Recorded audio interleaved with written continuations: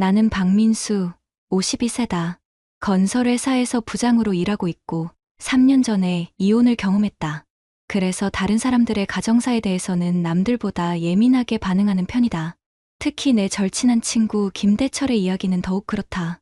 대철이와 나는 군대 동기다. 벌써 30년을 넘게 알고 지낸 사이다. 성격도 정반대다. 나는 좀 급하고 직설적인 편이라면 대철이는 성실하고 조용한 타입이다. 결혼도 나보다 일찍 했고 아이들도 잘 키웠다. 나는 항상 대철이 부부를 부러워했다. 그런 대철이한테서 전화가 온 게 작년 10월 어느 토요일 밤이었다. 민수야, 술 한잔 할 수 있어? 목소리가 이상했다. 25년 넘게 들어온 대철이 목소리가 아니었다. 뭔가 절망적이고 힘없는, 마치 세상이 무너진 사람의 목소리였다. 무슨 일이야? 지금 어디야? 집 앞 편의점이야. 나와줄 수 있어? 정말 혼자서는 못 견디겠어. 30년 친구 생활에서 대철이가 이렇게 나약한 모습을 보인 건 처음이었다. 나는 급하게 옷을 입고 밖으로 나갔다. 편의점 앞에서 만난 대철이는 완전히 다른 사람이 되어 있었다. 평소 단정한 모습을 유지하던 친구가 머리는 헝클어져 있고 셔츠는 구겨진 채였다. 무엇보다 눈이 죽어 있었다. 대철아, 도대체 무슨 일이야? 민수야, 미정이가. 그리고 대철이는 털어놨다. 2주 전에 있었던 고등학교 동창회 이야기부터. 미정이가 동창회에 참석한 건 이번이 처음이었다.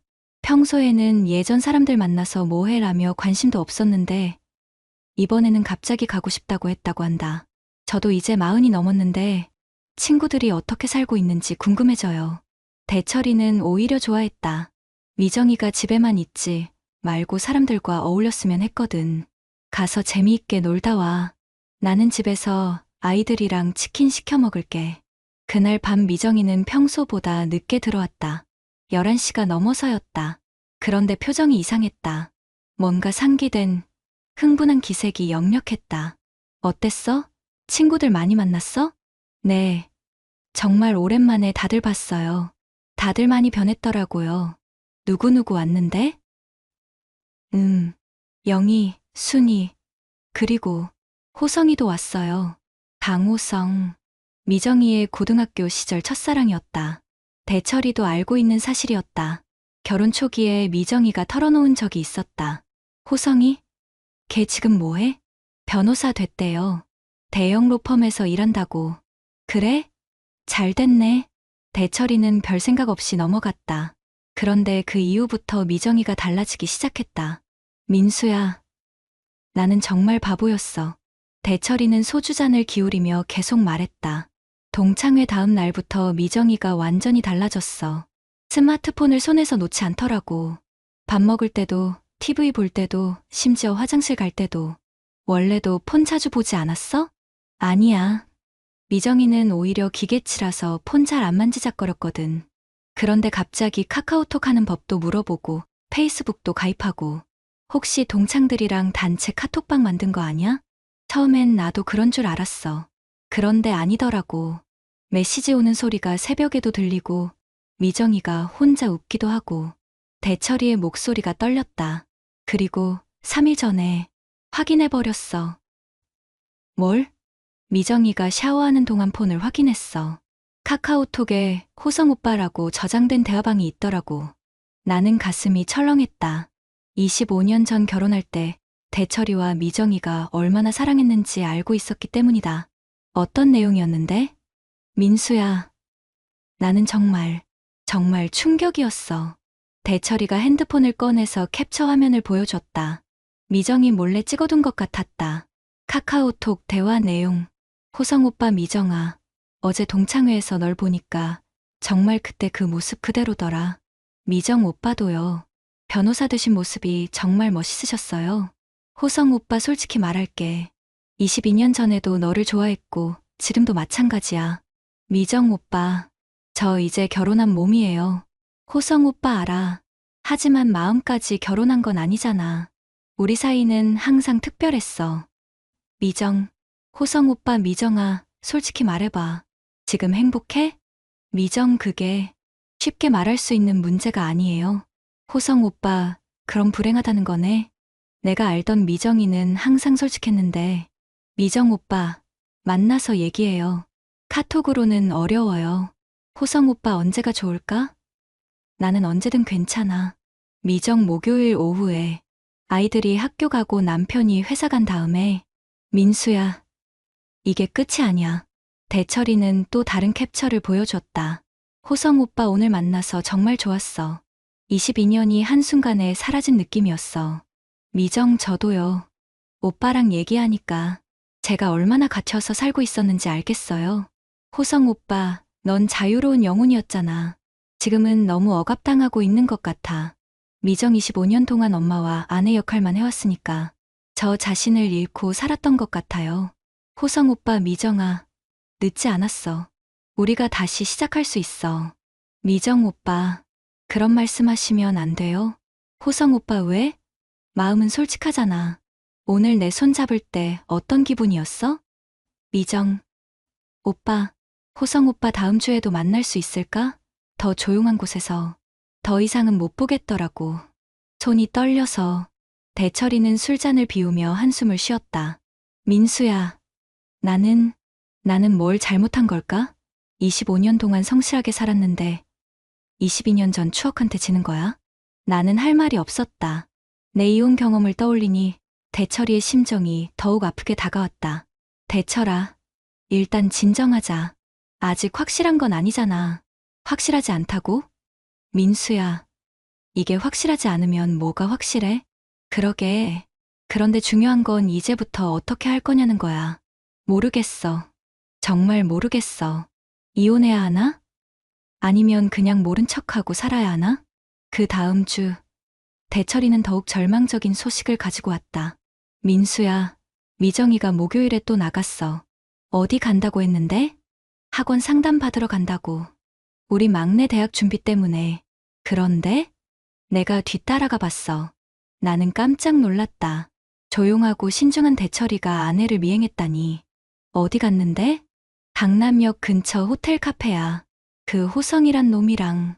대철이는 핸드폰으로 몰래 찍은 사진을 보여줬다. 미정이와 정장 입은 남자가 마주 앉아 진지하게 대화하는 모습이었다. 2시간 동안 있었어. 나는 멀리서 지켜봤는데 도저히 학원 상담받는 모습이 아니더라고. 어떤 모습이었는데? 손을 잡고 있었어. 그리고 미정이가 눈물을 흘리더라고. 대철이의 목소리가 격해졌다. 민수야, 나는 25년 동안 미정이 울리려고 한 적이 없어. 그런데 그 놈은 2시간 만에 미정이를 울렸어. 슬픈 눈물이 아니라 뭔가 감동받은 것 같은 눈물이었어. 그래서 어떻게 했어? 집에 와서 따져 물었지. 어디 갔다 왔냐고. 뭐라고 하던데? 학원 갔다 왔다고. 거짓말을 하더라고. 25년 동안 한 번도 거짓말 안 하던 미정이가. 대철이는 주먹을 꽉 쥐었다. 그리고 그날 밤에 미정이가 나한테 말했어. 뭔 말? 여보, 우리 관계에 대해서 진지하게 생각해봐야 할 것 같아요라고. 나는 등골이 서늘해졌다. 무슨 뜻이야 그게? 모르겠어. 그런데 어조가 이미 마음을 정한 사람의 어조였어. 그날 밤 대철이는 완전히 무너져 있었다. 민수야, 나는 공장에서 관리직으로 일해. 대졸이지만 명문대도 아니고 연봉도 그냥 저냥이야. 그런데 그놈은 변호사야. 대형구 펌에서 일하고 아마 연봉도 나보다 몇 배는 많을 거야. 대철아, 그게 중요한 게 아니잖아. 중요하지. 미정이가 어떻게 생각하겠어?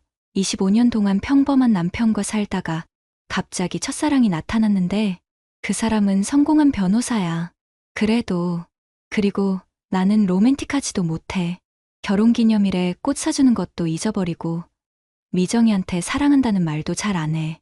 그런데 그놈은 22년 전 추억을 들먹이면서 감정적으로 어필하잖아. 대철이는 머리를 감쌌다. 나는 졌어, 민수야. 완전히 졌어.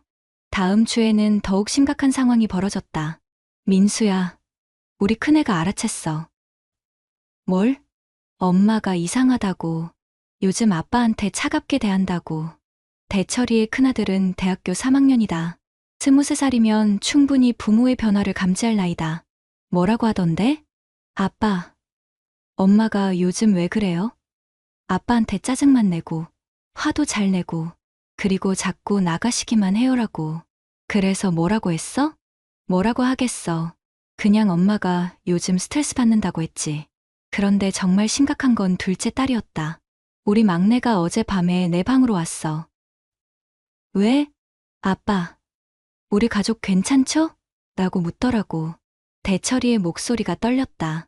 고3인데 수능 준비해야 하는데 집안 분위기 때문에 집중이 안 된다고. 그래서? 민수야, 나는 그때 정말 미칠 것 같았어. 20살 딸이 아빠한테 우리 가족 괜찮냐고 묻는데 나는 뭐라고 대답해야 하겠어? 뭐라고 했어? 괜찮다. 아빠가 다 해결할게라고 했지. 하지만 내 목소리도 떨리더라고. 그날 밤 대철이는 처음으로 나 앞에서 울었다. 30년 친구 생활에서 처음 보는 모습이었다. 민수야, 나는 정말 어떻게 해야 할지 모르겠어. 미정이한테 화를 낼 수도 없고, 그렇다고 포기할 수도 없고. 왜 화를 낼 수 없어? 22년 전 추억이 뭐가 잘못이야? 그리고 25년 동안 나한테 불만이 쌓였을 수도 있잖아. 내가 너무 재미없는 남편이었나 싶기도 하고. 대철아, 그건 내 잘못이 아니야. 그래도 결과적으로는 내가 미정이를 지키지 못한 거잖아. 나는 더 이상 지켜볼 수 없었다. 3년 전 내 이혼 과정에서 배운 게 있었다. 감정적으로만 대응하면 더 큰 상처를 입는다는 것이다. 대철아, 이제 그만 우울해하고 현실적으로 접근하자. 현실적으로? 일단 정확한 상황 파악부터 해야 해. 지금 미정이와 그 강우성이란 놈이 정확히 어떤 관계인지 확인하고. 어떻게? 증거 수집이야. 카카오톡 대화 내용은 이미 있고 만남 사실도 확인했으니까. 이제 좀 더 체계적으로 해보자. 나는 3년 전 내 경험을 떠올리며 대철이에게 조언했다. 첫 번째, 미정이 핸드폰 패턴을 더 자세히 관찰해. 언제 메시지가 오는지, 어떤 반응을 보이는지. 두 번째, 외출 패턴을 파악해. 언제, 어디로, 얼마나 자주 나가는지. 세 번째, 주변 사람들한테 자연스럽게 물어봐. 동창회 참석했던 다른 사람들 말이야. 왜? 그 강호성이란 놈이 미정이한테만 접근한 게 아닐 수도 있어. 다른 기혼 여자 동창들한테도 같은 짓을 했을 가능성이 있다고. 대철이의 눈에 처음으로 희망의 빛이 보였다. 정말? 그럴 수도 있을까? 당연하지. 요즘 이런 놈들 수법이 다 그래. 동창회 같은 데서 옛날 감정 이용해서 기혼 여성들 꼬시는 거. 그럼 나 혼자만 당한 게 아닐 수도 있다는 거야? 그럴 가능성이 높아. 그리고 만약 그렇다면 우리가 유리한 고지에 서게 되는 거야. 일주일 후 대철이는 중요한 정보를 가지고 왔다.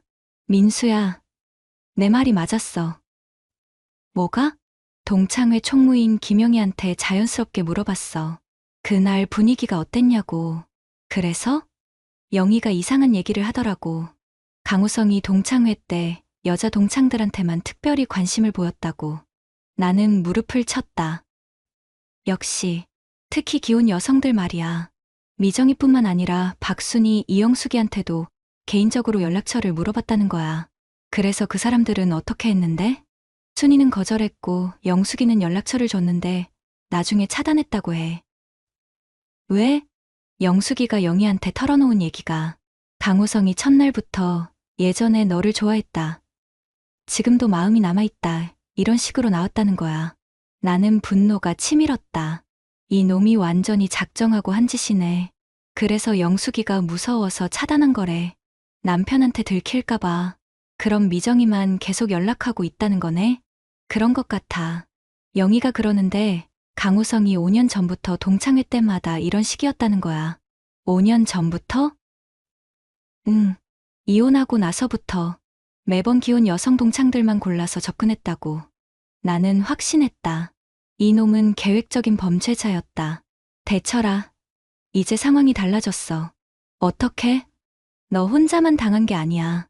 그리고 이놈은 상습적으로 다른 가정을 파괴하려고 시도한 놈이야. 그럼? 이제는 개인적인 문제가 아니라 사회적인 문제가 된 거야. 우리가 나서서 이놈을 제대로 응징해야 해. 내 조언에 따라 대철이는 더 적극적으로 나섰다. 동창회 총무 김용희를 통해 피해를 당한 다른 동창들과 연락을 취했다. 민수야, 정말 놀라운 사실을 알아냈어. 뭔데? 박순희 남편이 작년에 이혼했어. 뭐? 왜? 순이가 강호성 때문이래. 연락처는 안 줬지만 페이스북으로 계속 연락이 왔고 순이가 그걸 차단 안 하고 있었나 봐. 그래서 순이 남편이 페이스북 메시지를 봤는데 강호성이 우리 옛날에 사귀었잖아 이런 식으로 거짓말하고 있었다는 거야. 거짓말? 순이는 강호성이랑 사귄 적 없어. 그냥 같은 반이었을 뿐이야. 그런데 강호성이 마치 옛 연인인 것처럼 메시지를 보낸 거지. 나는 이 놈의 수법이 체계적이라는 걸 깨달았다. 그럼 미정이한테도 거짓말했을 수 있겠네. 그렇지. 그래서 내가 미정이한테 직접 물어봤어. 뭐라고? 고등학교 때 호성이랑 정말 사귀었어? 라고. 그래서? 미정이가 당황하더라고. 그러면서 사귄 건 아니고 그냥 서로 좋아했던 것 같다고 하더라. 애매하게 대답하네. 그래서 더 추궁했어. 그럼 고백이라도 받았어? 라고. 뭐라고 하던데? 기억이 잘 안 나는데 그때는 서로 마음만 알고 있었던 것 같다고. 나는 이제 확신했다. 이 놈이 완전히 거짓말로 미정이를 속인 거야. 그런 것 같아.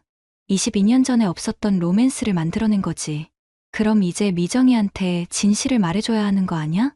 그래서 어제 말했어. 강우성이 다른 여자들한테도 같은 방식으로 접근했다고. 미정이가 뭐라고 하던데? 처음에는 안 믿으려고 하더라고. 호성 오빠가 그런 사람일 리 없다면서. 그래서? 그래서 영희한테 부탁해서 영숙이와 직접 통화하게 했어. 영숙이와의 통화는 결정적이었다. 민수야, 미정이가 완전히 충격받았어. 어떤 얘기 들었는데? 영숙이가 강우성한테 받은 메시지들을 그대로 읽어줬거든. 너는 고등학교 때부터 특별했어. 우리 사이는 다른 사람들과 달랐어. 이런 식으로. 미정이한테 한 말이랑 똑같네. 그래. 심지어 지금도 너를 사랑해라는 말까지 똑같았어. 미정이 반응은? 처음에는 우연의 일치일 수도 있다고 하더라고. 그런데 영숙이가 결정적인 얘기를 했어. 뭔데? 강호성이 영숙이한테 넌 고등학교 때 나랑 키스했잖아 라고 했다는 거야. 키스? 영숙이는 강호성이랑 대화조차 안 해본 사이래. 완전히 거짓말인 거지. 그럼 미정이는?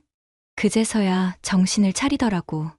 나한테도 비슷한 얘기를 했는데 라면서 미정이도 강호성으로부터 비슷한 거짓말을 들었다는 게 밝혀졌다. 너와 나는 고등학교 때 특별한 사이였어. 비록 사귀지는 못했지만 서로 마음은 알고 있었잖아 라고 했다는 거야. 그런데 실제로는? 미정이 말로는 강호성이랑 개인적으로 대화해본 적도 거의 없다고 해. 그냥 같은 반에서 공부 잘하는 애 정도로만 알고 있었대. 나는 이놈의 치밀한 계략에 경악했다. 완전히 가짜 스토리를 만들어서 여자들을 속인 거네. 그래. 그리고 미정이가 어젯밤에 강우성한테 직접 따져 물었어. 뭐라고 했어?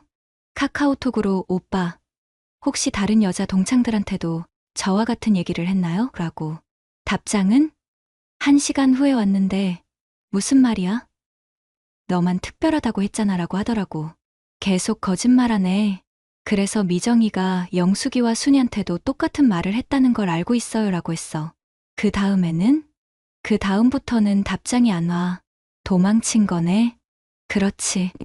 그리고 미정이가 어젯밤에 나한테 와서 울면서 사과했어. 그 다음 주 대철이는 완전히 달라져 있었다. 2달 전에 절망적인 모습은 온데간데 없고 오히려 당당하고 자신감에 찬 모습이었다. 민수야, 이 사건이 정말 전화위복이 됐어. 어떻게? 일단 미정이와 완전히 화해했어. 오히려 전보다 더 가까워진 느낌이야. 미정이가 뭐라고 하던데? 25년 동안 함께 살면서 쌓아온 진짜 사랑이 22년 전의 가짜 추억보다 훨씬 소중하다는 걸 깨달았다고 해.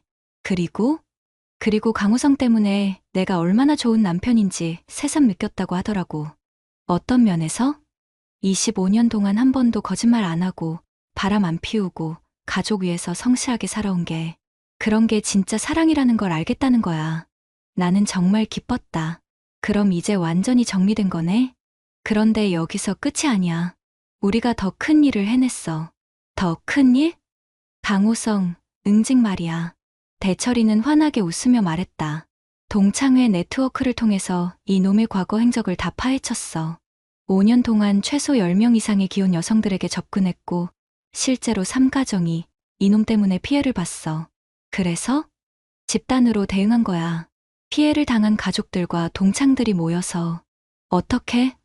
일단 동창회에서 영구 제명했어. 그리고 강우성이 다니는 로펌에 신고했지. 신고? 변호사 윤리 규정 위반이야. 개인적 관계를 이용해서 타인의 가정을 파괴하려고 시도한 거니까. 효과가 있을까? 있어. 로펌에서 자체 조사에 들어갔대. 그리고 동창들이 증언해줬어. 와, 그리고 가장 중요한 건 뭔데? 이 사건으로 우리 동창회가 더 단단해졌어. 다들 가정을 지키자는 마음으로 뭉쳤거든. 정말 좋은 결과네. 그래서 지금은 매달 한 번씩 건전한 동창회 모임을 하고 있어. 부부 동반으로. 부부 동반? 응. 미정이도 이제 적극적으로 참여해. 그리고 다른 부부들과도 친해졌어. 6개월이 지난 지금 대철이 부부는 완전히 새로운 관계가 되었다. 민수야, 신기한 게 미정이와 더 많은 대화를 하게 됐어. 어떤 대화? 서로의 마음에 대해서 25년 동안 당연하게 여겼던 것들에 대해서. 예를 들면 미정이가 중년의 권태를 느끼고 있었다는 거. 그리고 나도 모르게 아내를 당연하게 여기고 있었다는 거. 그래서 어떻게 했어? 이제는 매주 데이트를 해. 결혼 25년 만에 처음으로. 데이트? 응. 아이들 없을 때 둘이서 영화도 보고 맛있는 거도 먹고 그리고 미정이한테 자주 사랑한다고 말해. 미정이 반응은? 처음에는 어색해 하더라고. 25년 만에 왜 이래? 라면서. 하지만 지금은 좋아해.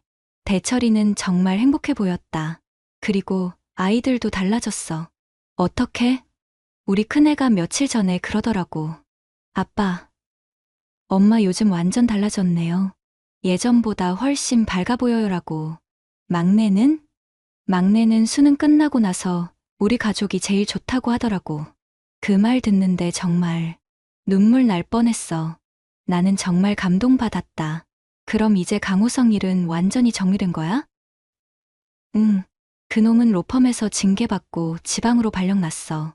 그리고 동창회에서도 완전히 퇴출됐고. 잘 됐네.